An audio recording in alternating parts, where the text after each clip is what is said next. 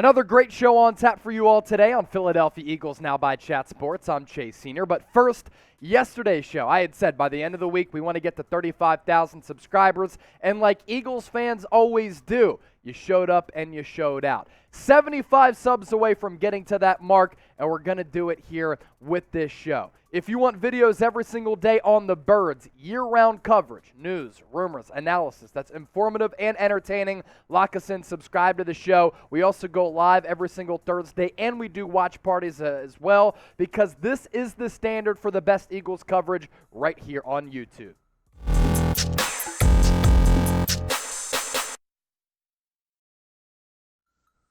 What's up and welcome in. Philadelphia Eagles Now is presented by Manscaped. You can get 20% off and free shipping on the best men's grooming products by heading to manscaped.com/chat, and make sure you use the promo code chat for that deal to apply. We'll put that link in the comments section and the description of this video.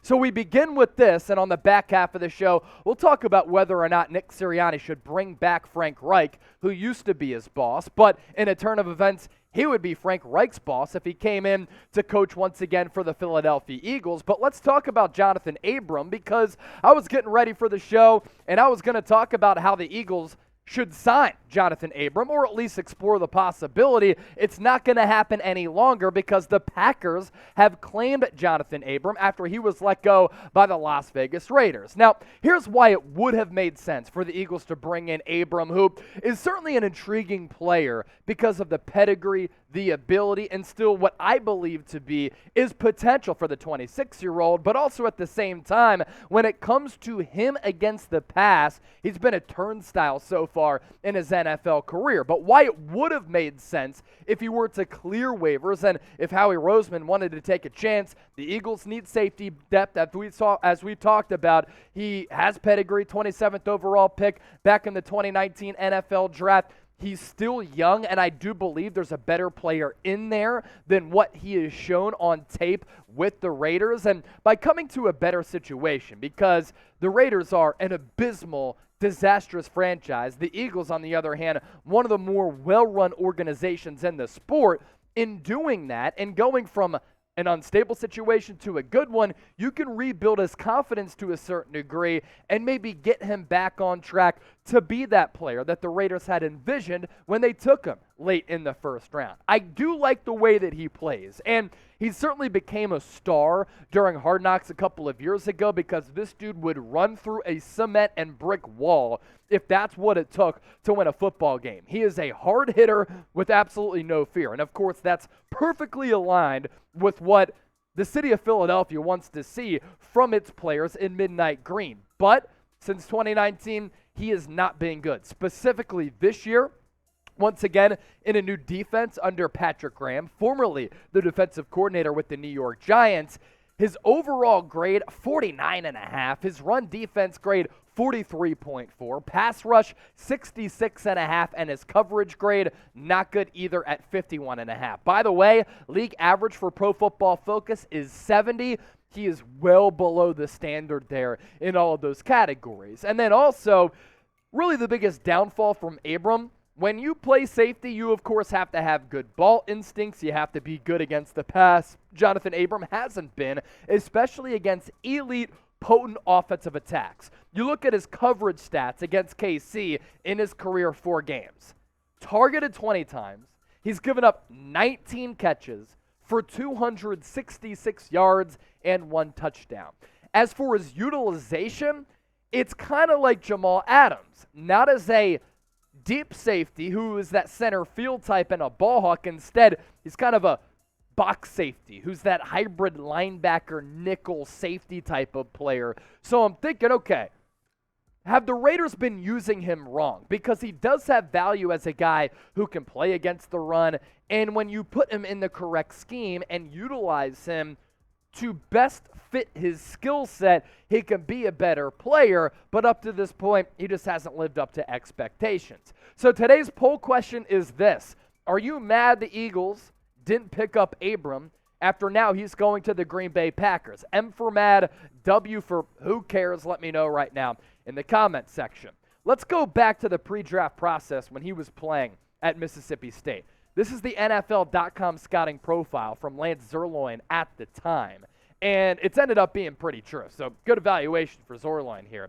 Blunt force striker with the measurables and play demeanor teams look for from a down safety with nickel linebacker qualities. Abrams did an admirable job in coverage in Mississippi State's scheme, but might not have the anticipation and the ball skills to hold up in extended coverage duties. That latter part has ended up ringing true. Abrams shines as a physical run defender, which he can be, with pursuit speed and energy to play sideline to sideline, as we've seen. He grades out as one of the better options for teams looking to deploy an effective big nickel defender near the box. And a big nickel defender near the box is what the Eagles could have used him as. Again, not as that deep safety who's going to be able to track down the ball because his ball instincts, I should say, are a little bit shaky at best, but as a guy who can kind of wreak havoc around the line of scrimmage and use his physicality to his advantage. Don't have a player who doesn't do well with thinking too much have to overthink things. Just let him get on the attack, and that's why I kind of like the fit in Jonathan Gannon's scheme, because they've been an aggressive defense this year in that regard. Also, a better situation sometimes just brings the best out of an individual player.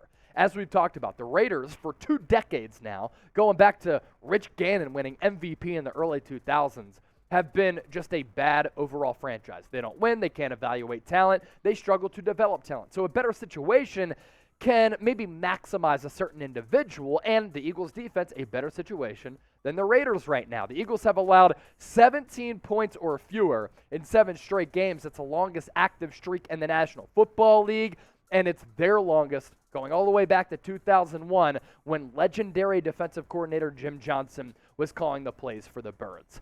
Coming up next on the show, that does it for the Johnathan Abram discussion. We're going to talk about Frank Reich and whether or not Nick Sirianni could bring him back to Philadelphia to work for him as maybe the team's offensive coordinator if Shane Steichen were to leave. But first, holiday season is coming up around the corner. Treat yourself or treat somebody who you care about with the best men's grooming products from Manscaped, and in the process on your order, you get 20% off and free shipping if you head to manscaped.com/chat and use the promo code chat. It's never too early to play holiday music, and it's never too early to start thinking about gifts, whether it's for a friend or the friends in your pants. You can make this season to be jolly with Manscaped. Do your little drummer boy a favor and use the Lawnmower 4.0, which is included in the Performance Package and the Platinum Package, to be jolly during this holiday season.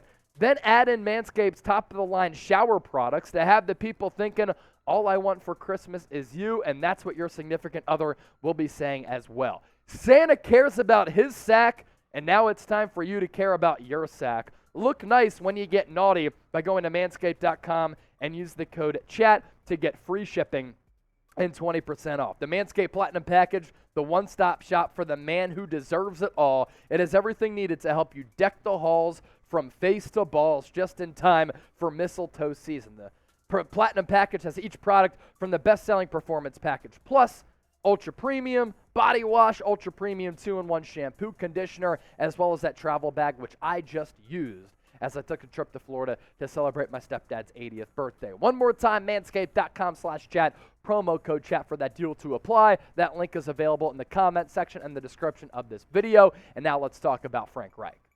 All right, let's now progress to Frank Reich. I kind of talked about this a couple of weeks ago, and again, this is why you subscribe, because oftentimes we're ahead of the game, right? Should the Eagles bring back Frank Reich? Will Nick Sirianni reunite with his ex-boss after Reich got fired by Jim Irsay? It's a pretty interesting talking point to have, because Frank Reich obviously has familiarity with this franchise when he was the offensive coordinator under Doug Peterson a couple of years ago.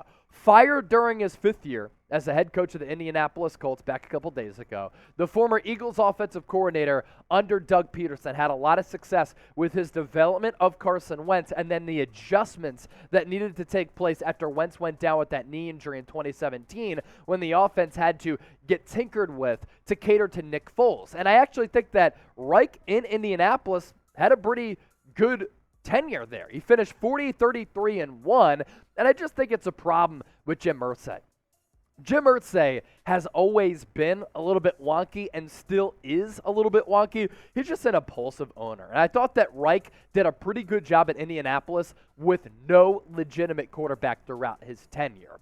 Consider what he took over and what transpired during his 4+ years in Indianapolis. 5 years total if you count this year. In 2018, first year as a head coach with the Colts, he goes 10-6 with Andrew Luck, and you're thinking, okay, this is going to be the start of something special. And at that time, the coach job was a sought-after position because they had Andrew Luck.